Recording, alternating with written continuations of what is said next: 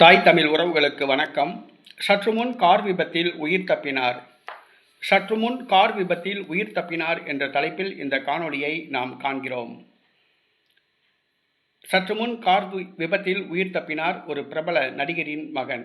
பிரபல தமிழ் திரைப்பட நடிகர் மன்சூர் அலிகான் செம்பருத்தி என்ற திரைப்படத்தின் மூலமாக தமிழ் திரையுலகிற்கு அறிமுகமானவர். இவர் அதிமுக, காங்கிரஸ், புதிய தமிழகம், நாம் தமிழர் கட்சி உள்ளிட்ட பல கட்சிகளில் இணைந்து பணியாற்றியவர். தற்பொழுது தனியாக ஒரு கட்சி நடத்தி வருகிறார். இவர் பாராளுமன்ற தேர்தல்களில் போட்டியிட்டவர். பெரியகுளம், திண்டுக்கல் பாராளுமன்ற தொகுதிகளில் போட்டியிட்டவர். தொண்டமுத்தூர் சட்டமன்ற தொகுதியில் போட்டியிட்டவர். இவருடைய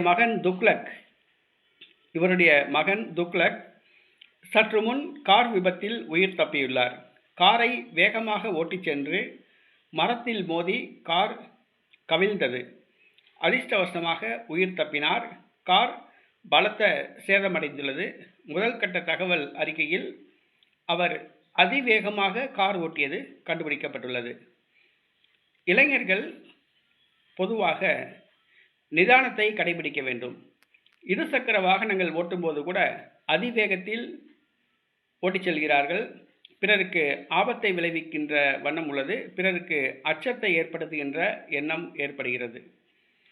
ஆக இளைஞர்கள் நிதானத்தை கடைபிடிக்கவும், இருசக்கர வாகனம் என்றாலும் சரி, 4 சக்கர வாகனம் என்றாலும் சரி, அதனை ஓட்டும் பொழுது நிதானத்தை கடைபிடிக்கவும்.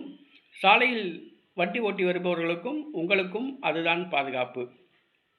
மன்சூர் அலிகான் மகன் துக்ளக் சமீபத்தில் கஞ்சா வழக்கில் கைது செய்யப்பட்டுள்ளார் என்பது குறிப்பிடத்தக்கது.